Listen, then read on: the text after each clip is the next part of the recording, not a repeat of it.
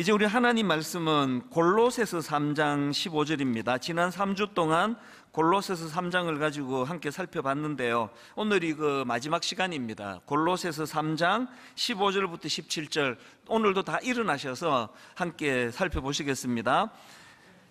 골로새서 3장 15절부터 17절 세 구절이니까 합심해서 한 목소리로 같이 읽겠습니다. 그리스도의 평강이 너희 마음을 주장하게 하라. 너희는 평강을 위하여 한 몸으로 부르심을 받았나니 너희는 또한 감사하는 자가 되라. 그리스도의 말씀이 너희 속에 풍성히 거하여 모든 지혜로 피차 가르치며 권면하고 시와 찬송과 신령한 노래를 부르며 감사하는 마음으로 하나님을 찬양하고 또 무엇을 하든지 말에나 일에나 다 주 예수의 이름으로 하고 그를 힘입어 하나님 아버지께 감사하라. 아멘. 자리에 앉아 주시기를 바랍니다.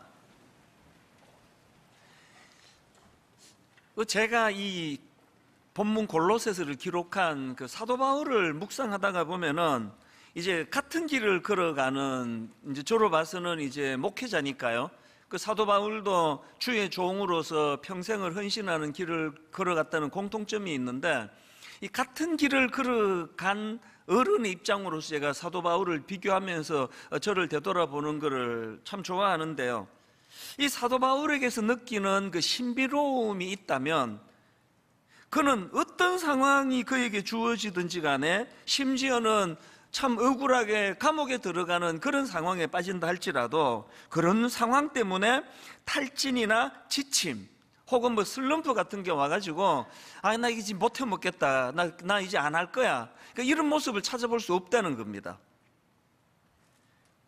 제 개인적으로 이제 저 같은 목회자가 외쳐야 되는 구호가 있다는 건 다 아시잖아요. 후배 목사님들에게 저는 종종 이 이야기합니다. 우리가 외쳐야 될 구호가 뭐냐? 개는 짖어도 기차는 간다예요.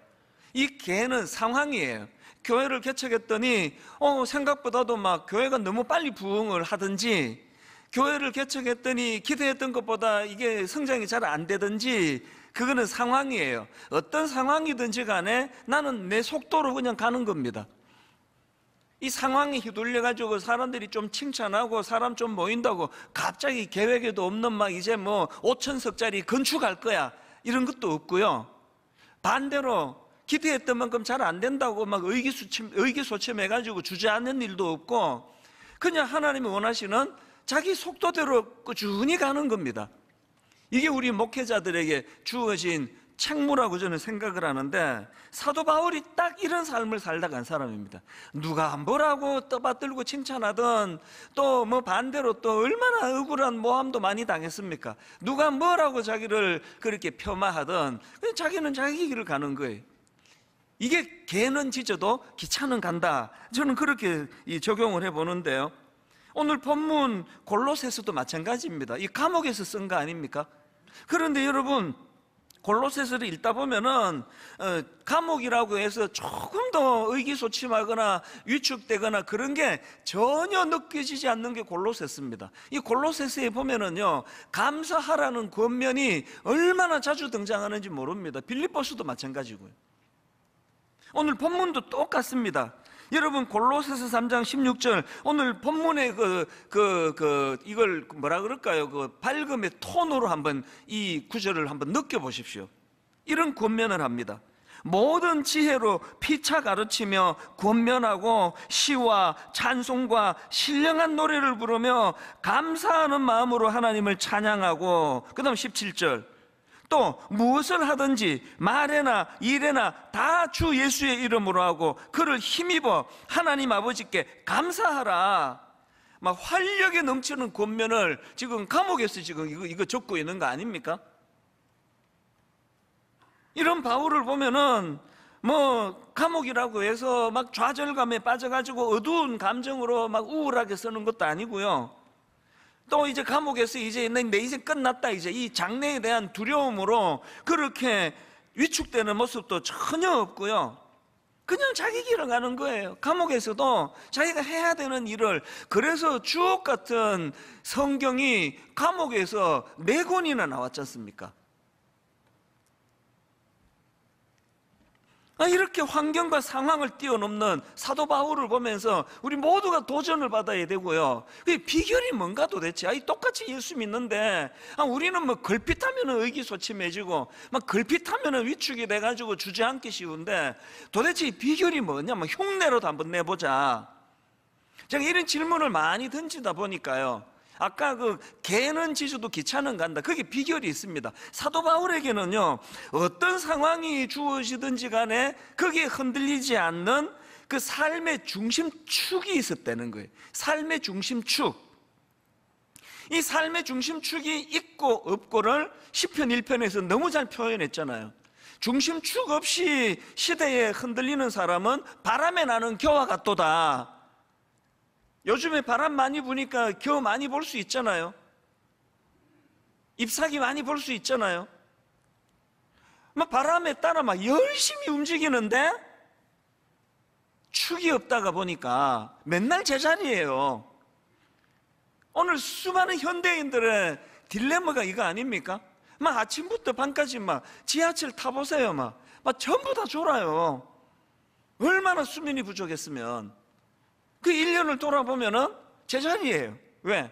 중심축이 없으니까. 그냥 여기저기 흔들리기만 한 거 아닙니까? 사도 바울은 그런 삶을 산 분이 아니에요. 그에게는 뚜렷한 삶의 중심축이 있었는데 중요한 게 뭐냐? 바울이 갖고 있던 그 인생의 중심축, 어떤 걸 축으로 삼았나? 그리스도 중심의 삶, 그리스도 중심의 삶이라는 이런 중심축을 갖고 있었다는 겁니다. 오늘 본문이 그걸 드러냅니다. 본문 골로새서 3장 15절을 보십시오. 그리스도의 평강이 너희 마음을 주장하게 하라. 어떤 상황에 흔들리든 감옥에 가든 사업을 실패하든 자기에게는 그리스도의 평강이 나를 여전히 영향을 미치고 있다는 거예요. 그리스도의 이 평강. 그런가 하면 16절, 그리스도의 말씀이 너희 속에 풍성히 거하여. 얼마나 그 골로새 교회도 그런 상황이었고요. 거짓 교사들이 와가지고 미혹을 하는데 오늘도 마찬가지 아닙니까? 사기치는 것도 많고 보이스피싱도 많고 혼란스러운 이 시대에 우리 삶을 지탱해주는 중심은 그리스도의 말씀이다. 이 말씀이 내 삶의 중심이다. 여러분 청년들에게 그런 말씀을 드렸고 예배 때도 말씀을 드린 기억이 나는데요, 여러분 우리 어릴 때 사용하던 콤파스 다 기억하시잖아요. 그 두 다리가 있는데 한쪽 다리에는 이제 연필을 끼우고 한쪽 다리는 그 뾰족한 그 바늘 같은 걸로 되어 있던 콤파스 말이에요. 그래서 이제 이 원을 그리려면은요, 원 그리기 전에 뭐부터 먼저 해야 됩니까? 그 뾰족한 바늘 같은 거를 도화지에 쿡 찍는 거예요. 제가 조금 이제 강조를 해서 쿡 이렇게 말했잖아요. 그거 살살 찍으면 안 돼요. 쿡 찍어야 돼요. 자국이 생길 정도로. 그렇게 쿡 찍어가지고 중심을 만들고는 그렇게 하고는 원을 돌려야 차질이 없습니다. 인생도 마찬가지예요. 뭘 시작하기 전에 사업을 하든지 결혼을 앞둔 분들은 잘 들으셔야 돼요. 하고 싶다고 그냥 날 잡아서 무조건 하는 거, 그거 큰일 날 일이에요. 결혼을 하든지 직장을 들어가든지 사업을 하든지 교회를 세우든지 그 모든 일을 시작하기 전에 먼저 해야 되는 건 도화지에 쿡, 이 콤파스로 먼저 중심을 잡는 게 먼저입니다. 이거 없이 원부터 급하다고 그리면은 이건 삐뚤빼뚤 엉망의 그림이 나오는 거 아닙니까? 제가 우리 집 아이들에게 얼마 전에 해준 이야기예요. 20주년이 되니까 너희들 이제 20대가 됐으니까 이 삶의 중심축을 세우는 게 중요하다. 분당 우리 교회 개척할 때 30몇 명으로 시작했는데 그때는 원이 아주 조그만했거든. 그런데 20년이 지나면서 이렇게 큰 원이 됐는데 많은 사람들이 모이는 교회가 됐는데 아빠가 보기에는 개척 초기나 지금이나 그렇게 달라진 거 별로 없다. 왠지 아느냐고. 어차피 교회는 그리스도가 이 중심을 쿡 잡아주시는 교회이기 때문에 그냥 시키는 대로 순종하면서 그렇게 가니까 원이 조그마든 30몇 명 모일 때나 2만 몇천 명이 모일 때나 또 1만 성도 파송해서 또 절반이 줄 때나 난 별로 차이를 못 느끼겠다. 너희들 인생도 그리스도라는 그 귀한 분이 여러분 너희들 인생의 중심축을 이룬다면 어떤 양상의 삶이 주어지든지 간에 뭐 별로 뭐 요동하지 않을 수 있다. 너무나 중요한 삶의 원리입니다. 그래서 제가 이런 말씀들을 준비하고 있는데요, 하나님의 배려로 제가 지난주 우연히 인터넷에서 어떤 분이 이제 그 묵상한 글을 올렸는데요, 재밌게도 예전에 제가 썼던 책을 읽고 이제 그 책에 나오는 하나를 인용을 했더라고요.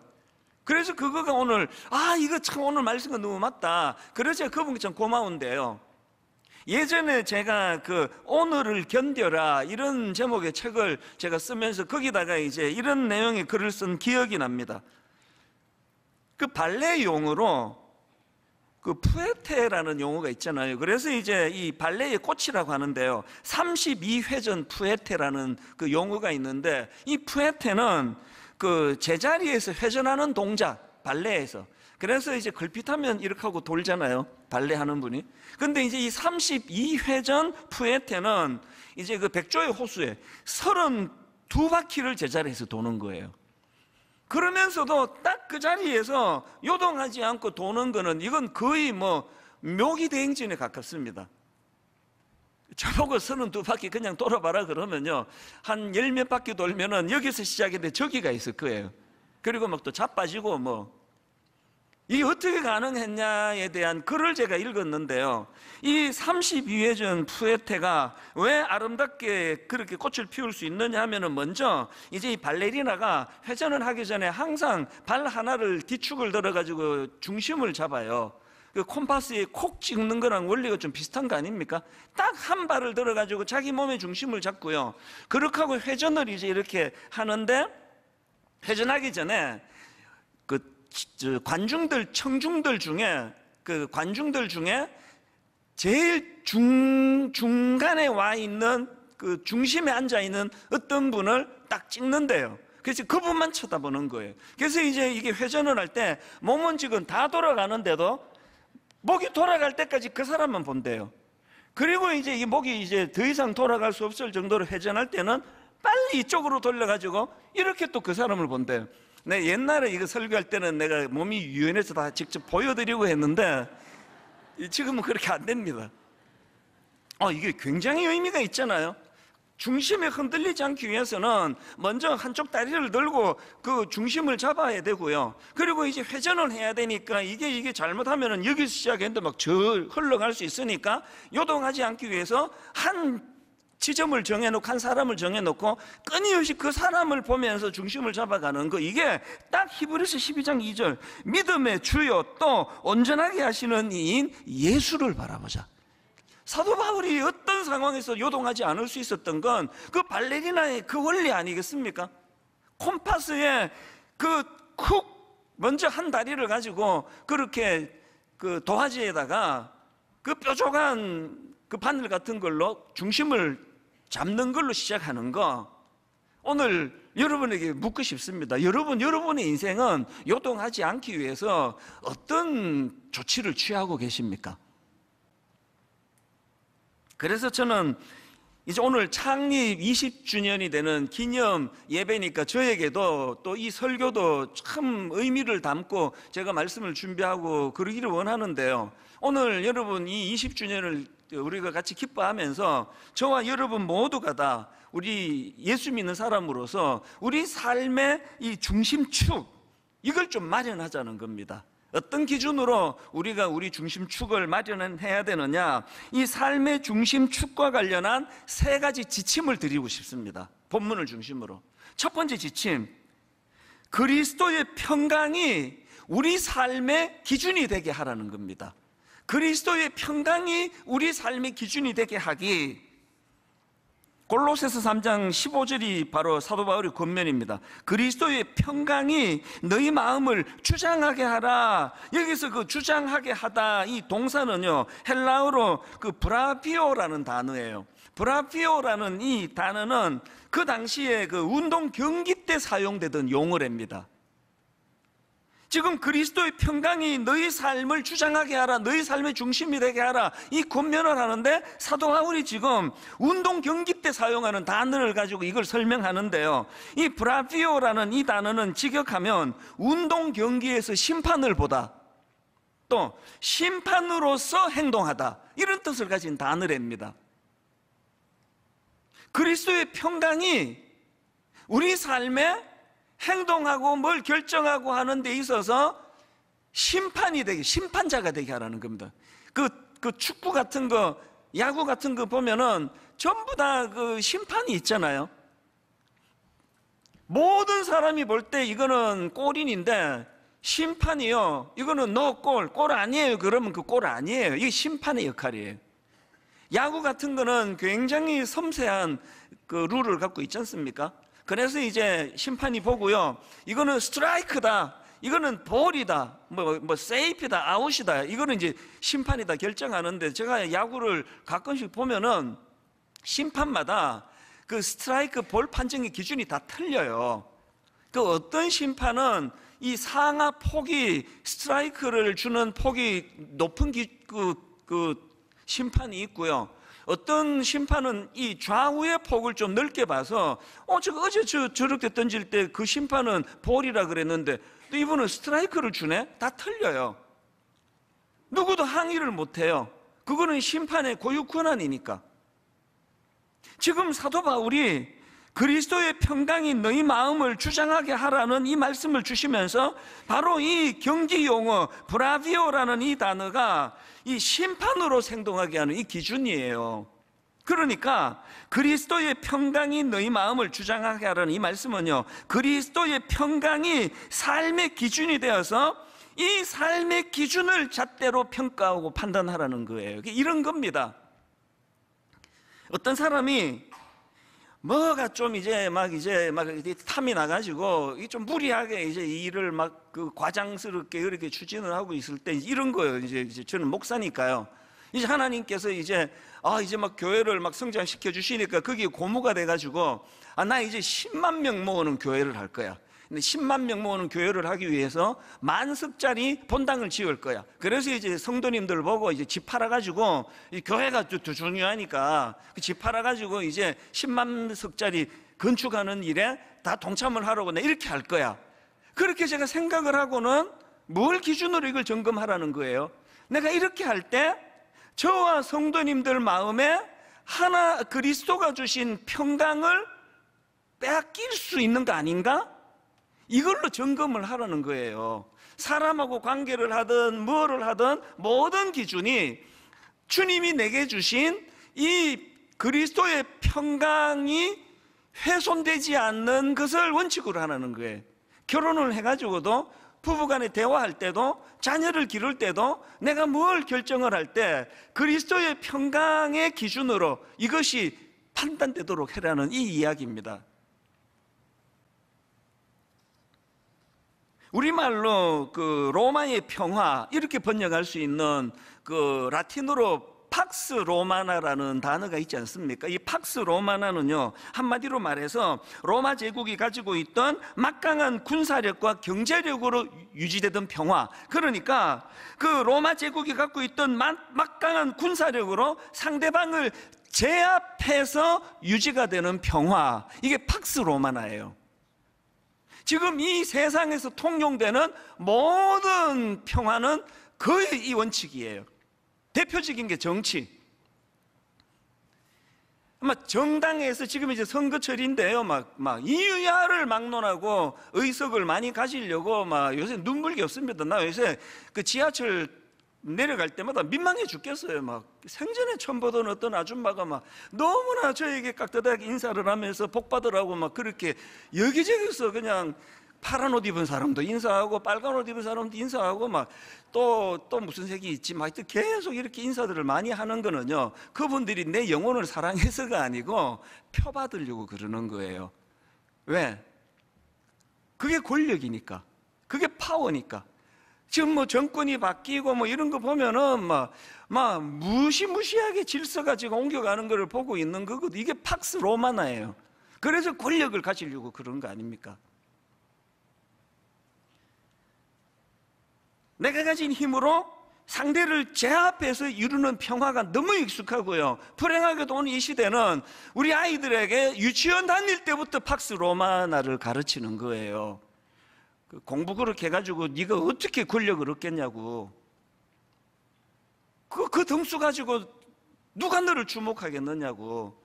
너무나 지금 이 시대가 팍스 로마나다 보니까 제가 목회를 해보니까요, 정신 안 차리면 교회도 그렇게 가기 쉬워요. 팍스 로마나. 건물 키워야 돼, 모아야 돼, 끌어모아야 돼. 큰 교회라야, 그래야 좀 힘을 쓸 수 있어.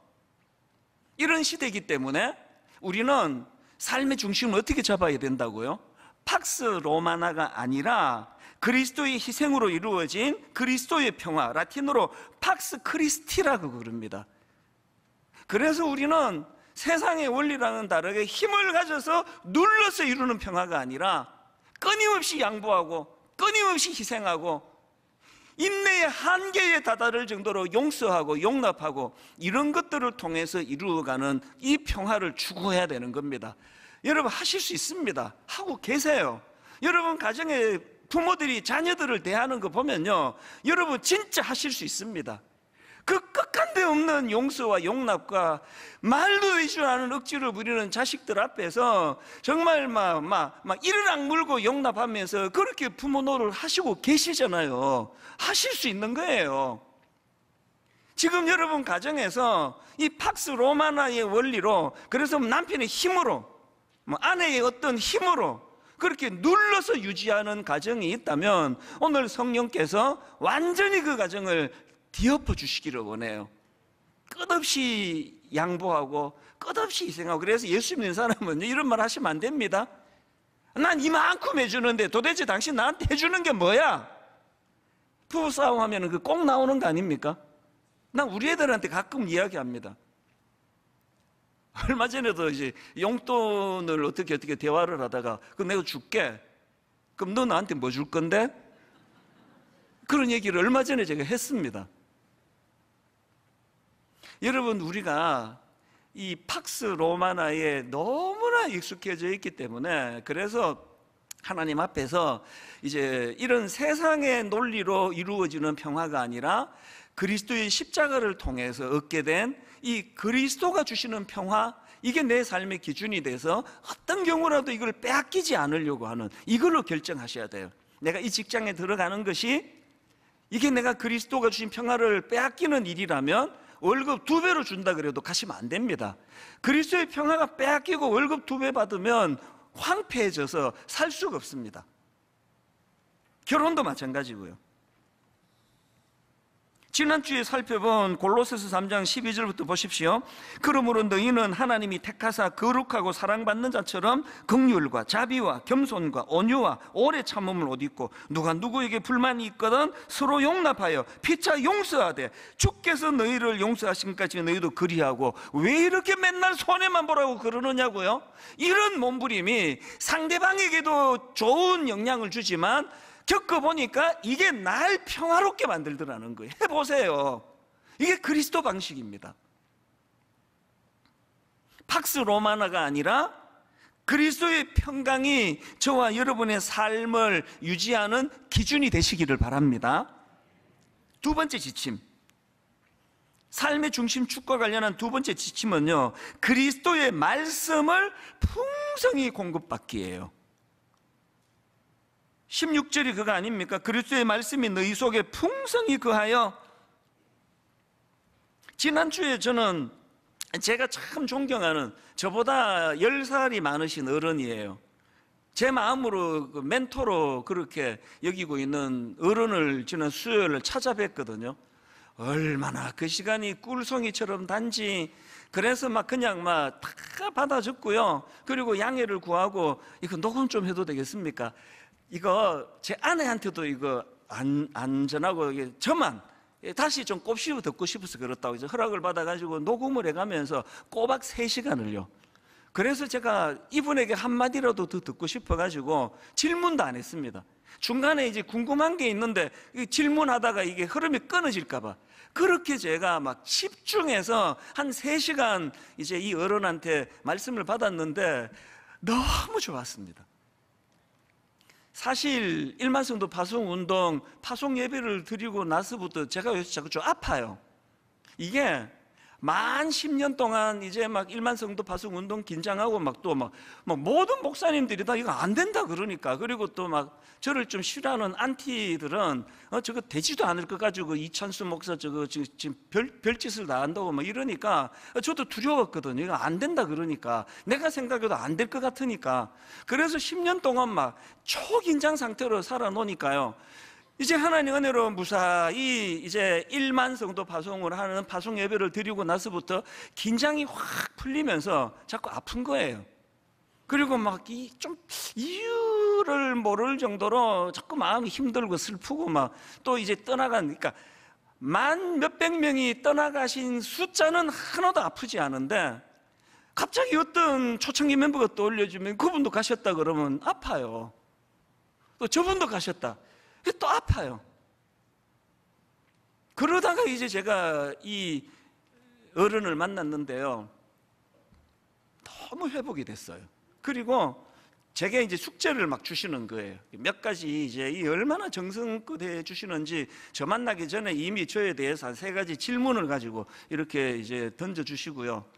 그래서 제가, 어른은요 말 많이 하는 역할이 어른이 아니고, 어른은 그 바둑으로 말하면 포석을 주는 분이에요. 그냥 드문드문 돌을 여기저기 던져주는데 뭣도 모르고 이거 왜 여기다 두셨지 했는데, 살아가다 보니까 그 바둑이 너무 요긴한 게 이게 포석 아닙니까? 부모의 역할도 저는 바둑에 포석을 두는 거라 생각합니다. 드문드문 이렇게. 지난 수요일 날 저에게는 그 시간이었거든요. 그래서 제가 너무너무 기쁜 그런 시간을 보내고 마음의 활력이 되찾아지고, 이제 한 번 더 이제 내 도전해야 되겠다. 니 아프다고 그냥 계속 골골거려서는 되겠느냐. 그래서 이제 마음의 활력을 찾기 시작했거든요. 그분 만나고 주문한 책이 10권이 넘습니다. 의욕이 생겼다는 거예요. 근데 중요한 게 뭔지 아십니까? 저보다 연세가 10살 많으셔서 어른이 아니고요, 이분은요 이름 되면 아마 아시는 분이 많은 아주 그 유명한 분인데요, 이분은 지금도요 평생을 하나님 말씀으로 시작을 해요. 시간이 없으면요 차 안에서 하세요. 차 안에서. 제가 나이 조금 이제 들어가기 시작하니까 깨닫는데, 나이 든다고 저절로 지혜의 사람이 되는 게 아니더라고요. 나이 든다고 저절로 지혜가 생기는 게 아닙니다. 오늘 여러분이 말씀 그 16절을 다시 한번 보십시오. 16절. 그리스도의 말씀이 너희 속에 풍성히 거하여, 그랬더니 그 다음에 모든 지혜로 피차 가르치며 권면하고 시와 찬송과 신령한 노래를 부르며 감사하는 마음으로 하나님을 찬양하고. 나이가 든다고 저절로 남을 영향을 미치고 가르칠 수 있는 게 아니고요, 말씀이 우리 안에 풍성히 거할 때 가능한 거예요. 신학교 나왔다고 목사 됐다고 풍성하게 가르칠 수 있는 게 아니더라고요. 이 설교 한 편 하려면요 한 주 내내 말씀을 얼마나 먹어야 되는지 아십니까? 어마어마하게 먹어야 됩니다. 지식을 먹는 게 아니라, 저는 여러분 인생이 중심축이 있는 인생이기를 바랍니다. 그런데 그 중심축이 그리스도로 세워진다면 매일매일 말씀을 공급받아야 된다는 사실을 꼭 인식하게 되시기를 바랍니다. 마지막 3번째로요, 삶의 중심축과 관련한 3번째 지침이 뭐냐? 개인의 평화를 관계의 평화로 확장하기예요.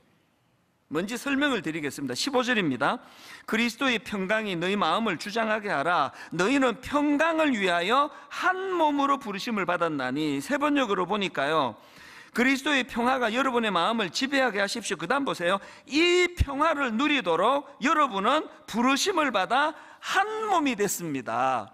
제가 앞에서 설명한 2 항목은요, 이게 개인적인 평화와 관계되는 겁니다. 그런데 이 3번째 평화는요, 이 관계의 평화입니다. 한 몸을 이루라는 게 이게 관계의 평화 아닙니까? 꼭 기억하셔야 됩니다. 이 개인의 평화가 개인의 평화로 머무는 것은 우리가 하나님의 중심축에 있다는 것을 말하는 게 아니에요. 이 개인의 평화가 개인의 평화로 머무는 게 아니라 이 개인의 평화가 관계의 평화로 발전하는 거예요. 그래서 여러분, 우리가 3주 동안 3장을 살펴봤는데요, 이 본문 그 다음에 이제 나오는 게 뭡니까? 아비들아, 자녀들아, 남편들아, 아내들아, 상전들아, 종들아, 이제 본격적인 관계의 지침들이 이 본문 바로 그 다음부터 나오거든요. 왜 관계에서 실패합니까? 앞에서의 이 뿌리는 무시하고 바로 이제 그 다음 구절부터 뭐 아내들아, 남편들아 뭐 이렇게 나오니까 실천할 수가 없어요. 다시 말씀드립니다. 개인의 평화가 관계의 평화로 발전하는 것까지가 하나님 주시는 평화를 누리는 삶입니다. 왜 분당 우리 교회는 창립 주일마다 헌혈합니까? 뭘 의미합니까? 하나님 주시는 이 놀라운 개인의 평화를 가두어 두지 않겠다는 의지의 표현이에요. 그리고 분당 우리 교회는 매 창립 예배 때마다 제 기억으로 초창기부터 그래왔습니다. 헌금합니다. 창립 감사 헌금을 하는데요, 이 헌금은 뭐 이것 갖고 우리 부속실 하나 만드는데 이렇게 쓰지 않습니다. 이 창립 주일의 헌금은, 그래서 이번에도요 20주년은 더 의미가 있잖아요. 우리 다음 주일날, 원래는 이제 그 당일날, 창립 당일날 헌금을 하는데 이번에는 다음 주일 할 거예요. 오늘 의미를 부여하고, 그리고 다음 주일 예배 시간에 우리가 창립 20주년 기념 헌금을 드릴 거예요. 이 헌금은 어디다 쓰는 거냐? 전액을요, 이제 여러분 우리 12월 말에 11교회를 더 세우기로 했잖아요. 세우는 게 아니라 이미 개척이 된 교회 중에 조금만 밀어주면, 조금만 후원하면 일어설 수 있는 교회 11개를 우리가 세우기로 했는데, 다음 주일 드리게 되는 창립 20주년 감사 헌금은 그 11교회를 세우는 시드머니로 쓸 겁니다. 우리는 꿈을 꾸어요. 올 연말에 11교회를 수도권입니다. 11교회를 세워서 거기에 또 마음이 열리는 분들은 2차 파송이 될 거고요. 그리고 11교회가 잘 세워지도록 물질을 우리가 사용할 거고요. 그리고 내년서부터는 매년 10교회씩 이런 일들을 행하기를 원합니다. 매년 10교회씩. 그래서 내년부터는 지방으로 갈 거예요. 전라도 광주에, 경상도 부산에, 대구에, 충청도 대전에, 강원도 어디에, 제주도에, 어딘지 모르겠습니다. 조금만 알려드리고 조금만 후원하면 일어설 수 있는 교회를 매년 10교회씩 세워나간다. 제가 이거를 내가 묵상하다가 하나님, 나 장수하고 싶어졌어요. 오래 살고 싶어졌어요. 제가 호흡하는 동안에 하나님 이 꿈을 허락해 주시되, 저로 말미암아, 분당 우리 교회로 말미암아 1년에 10교회씩 회복되는 꿈을 주시기 원합니다. 왜 이 꿈을 꾸어야 된다고요? 개인의 평화가 관계의 평화로 꽃피워야 되기 때문이에요. 내 안에 개인의 평화가 있다는 걸 관계의 평화를 통해서 증명해야 되기 때문입니다. 결론을 맺으면서요, 간증을 한 가지 하고 이제 결론을 맺으려고 하는데, 몇 주 전에 있었던 일입니다. 요즘 제가 자꾸 이제 좀 컨디션이 안 좋다 그랬잖아요. 그날도 좀 그랬던 것 같아요. 주일 예배를 마치고 이제 이런저런 모임을 다 끝내고 이제 집으로 들어갔는데, 그때 아마 한 서너 시가 된 것 같아요. 집에 갔더니 아무도 없어요. 그래서 이제 옷을 다 갈아입고, 그러고는 이제 그때가 제게 제일 홀가분한 시간이거든. 토요일이 제일 부담스러운 시간이고, 오늘도 은혜로 예배가 무사히 다 내 역할을 잘 끝났다, 너무너무 홀가분한 마음으로 잠옷을 갈아입고 이제 침대에 누워가지고 TV를 켰어요.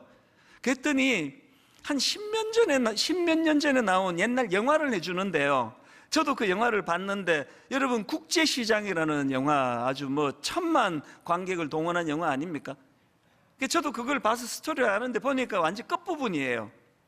한 15분 정도 남아 있었나? 한 15분, 20분 남은 것 같아요. 거기 보니까, 여러분 그 국제시장 그 이야기 내용 다 아시죠? 이제 6.25 때 한 가족이 흥남 부두에서 미군 군함에 오르는데 딸이 보이지 않아. 그래서 이제 아버지가 딸 찾으러 가고 뭐 그러다가 이제 그 미군이 제공하는 군함이 다 차버려가지고 아버지가 이제 못하는데, 마지막에 이제 아버지가 너무 안타까운 마음으로 그 가족들을 보내면서 그 장남 보고, 그 큰아들 보고, 이제 네가 우리 집을 도와야 된다, 네가 장남이야, 이제 그 말을 하고, 그 아들이 어린 아들이 그 부담감으로 평생을 애쓰는 그런 내용의 영화인데요. 제가 TV를 딱 켰을 때는 끝부분이에요. 이제 세월이 많이 흘러가지고 이제 그 주인공이 70대 할아버지가 됐어요. 분장을 좀 과하게 해가지고요, 한 100살처럼 만들어놨어요. 막 엄청 이제 나이가 드는 모습으로 그렇게 이제 분장을 했는데, 이제 저쪽에서 이제 아들하고 딸하고 손자, 손녀가 막 낄낄거리고 웃고 이러고 있는데, 아버지가 쓱 방에서 빠져나와서 이제 거실에서 놀고 있었고, 이제 방으로 이제 들어갔는데 아버지가 우시는 거예요. 자기 지난 세월을 돌아보면서 끝끝내 만날 수 없었던 자기 아버지를 기억하면서, 이 대사 뭐 유명한 대사 아시죠? 울면서 이런 이야기를 합니다.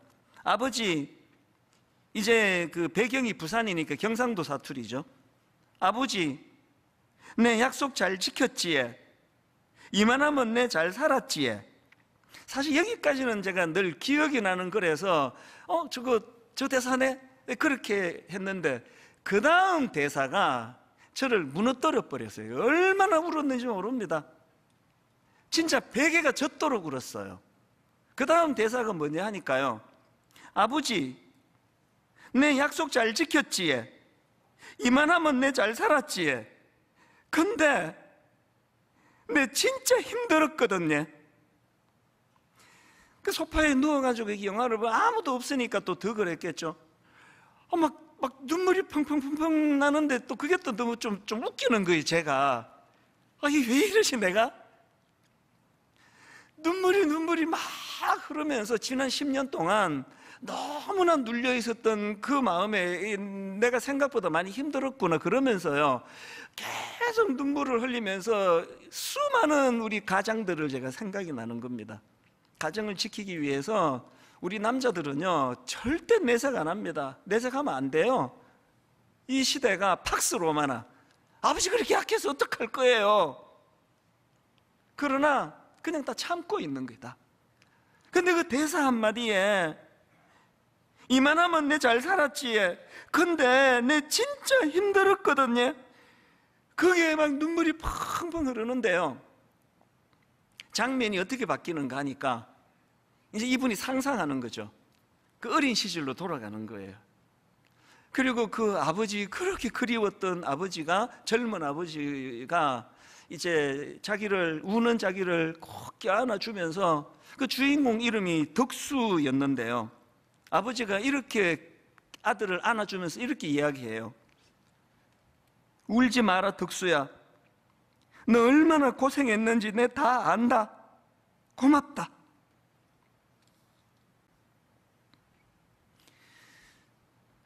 힘내서 일어나야 되겠다, 그런 마음의 용기가 그때도 생겼는데요, 우리 20주년인데 이번에 오랜만에 떡하자고 그런 건의가 많이 들어왔는데 안 한다 그랬습니다. 코로나19로 함께 합류하지 못하는 분들 계시는데 우리끼리 떡 해먹을 수 없고, 더 중요한 거 20주년하고 우리 사명 끝나는 게 아니라 할 일이 많아. 연말까지 11교회 우리가 또 도와야 되고, 매년 10교회를 도와야 되고, 아직 할 일이 남아있기 때문에 잔치하면 안 된다. 그러면서 우리가 꿈꾸면서 가시면 돼요. 자주자주 이 꿈을 꾸시면 돼요. 그 영화 장면을 보면서 이건 뭐 영적으로 하나님이 그냥 대놓고 저에게 보여주시는 것 같았습니다. 이 땅에서 삶이 끝나는 날 우리 하나님 품에 매달려가지고, 아버지 이만하면 잘 살았지에, 근데 좀 힘들었습니다.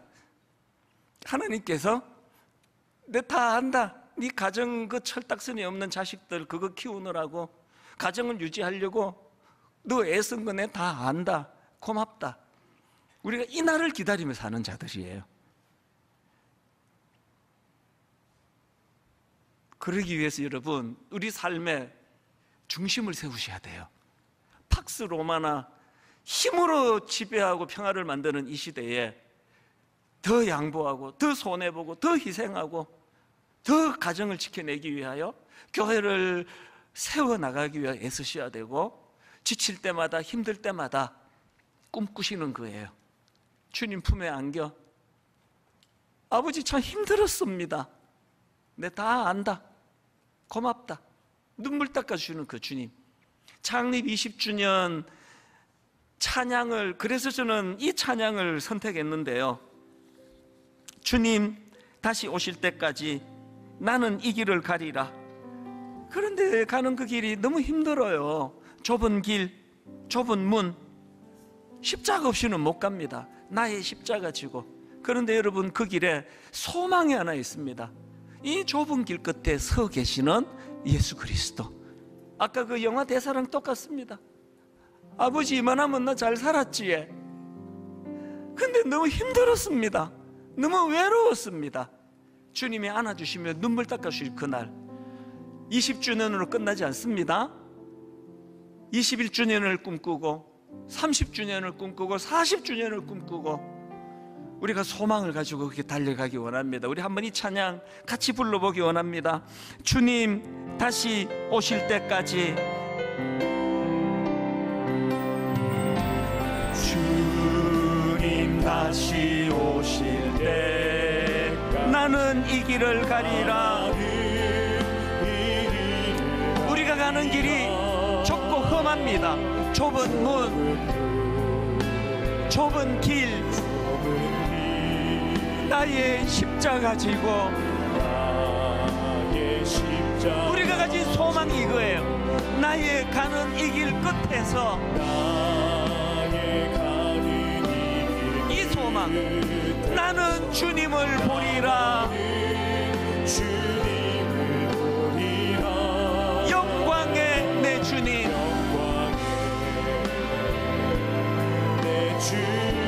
나를 맞아주시리.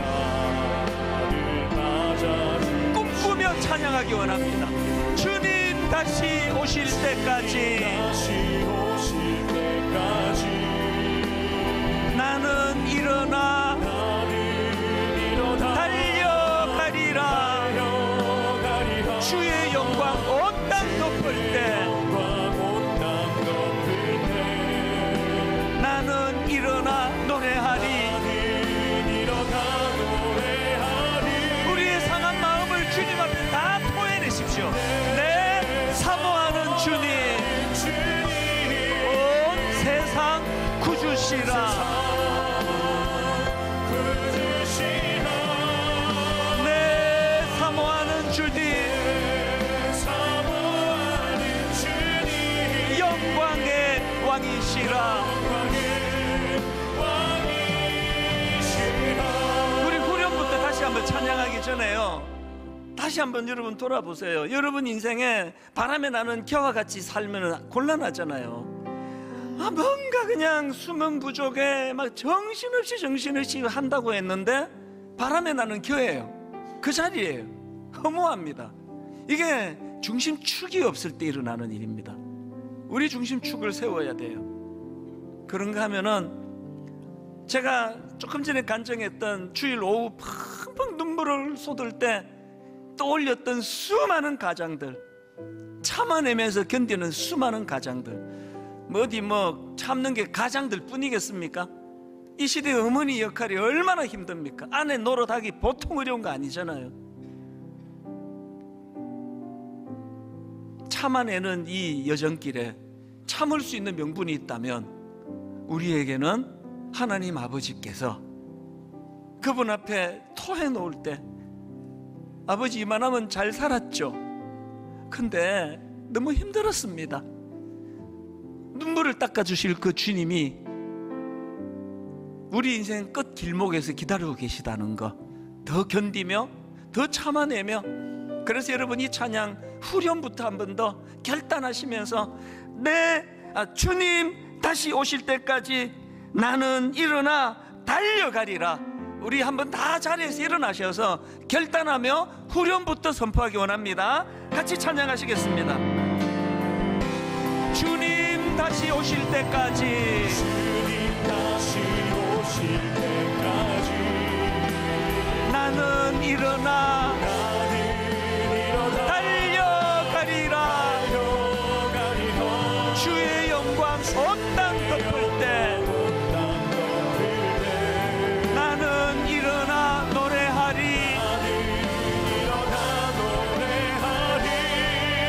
내 사모하는 주님,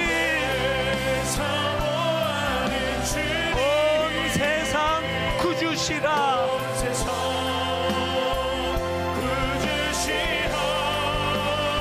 내 사모하는 주님,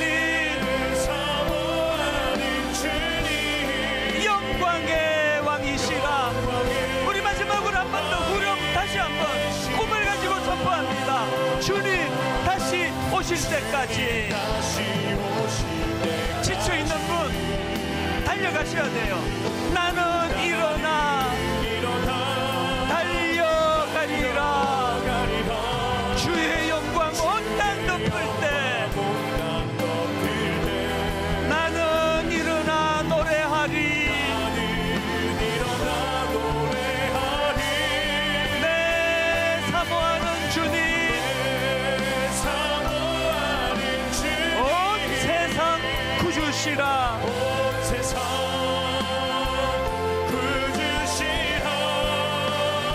내 사모하는 주님, 영광의 왕이시라. 영광의 왕이시라.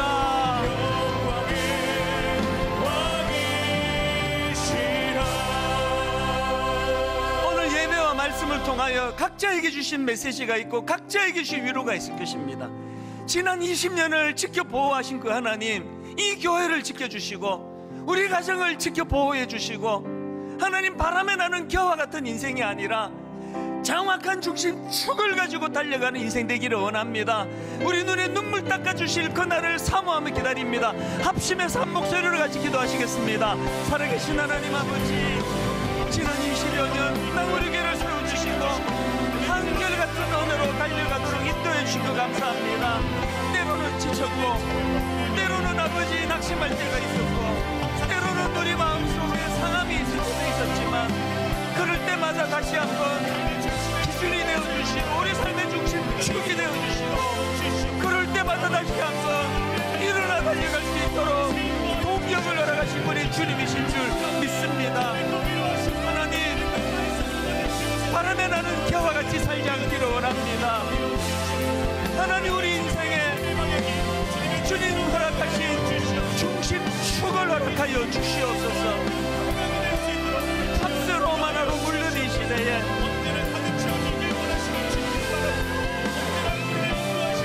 그리스도의 말씀이 우리를 견인하고,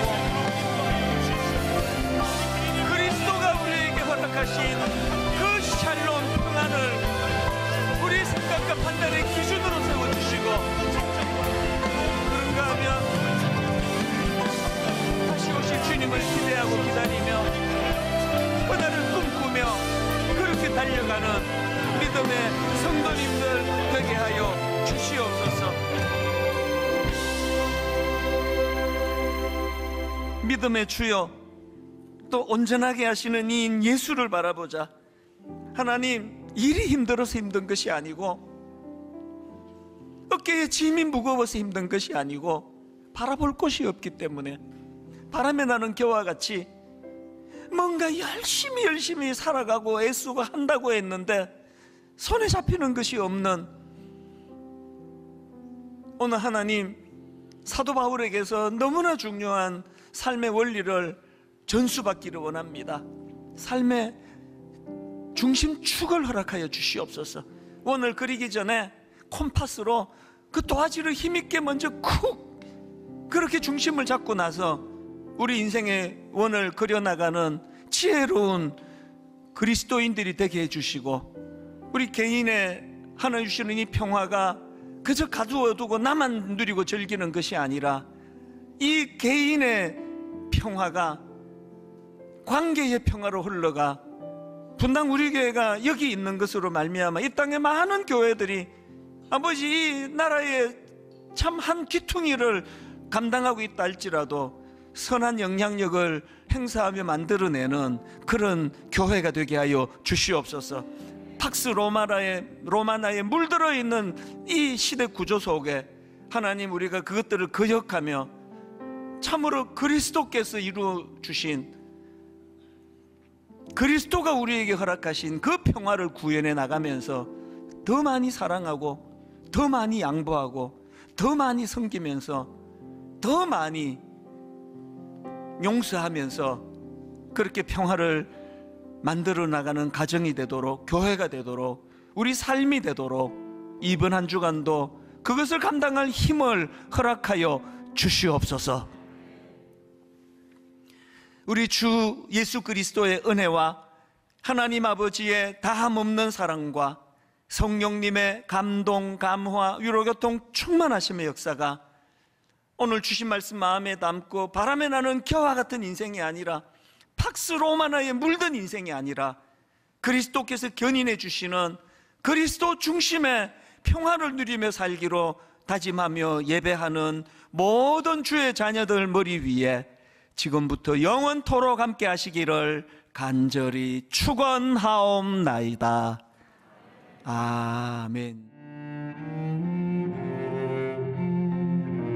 지금은 선교 헌금 시간입니다. 이 예배를 통해 삶 가운데 은혜와 회복이 충만하시길 간절히 기도합니다.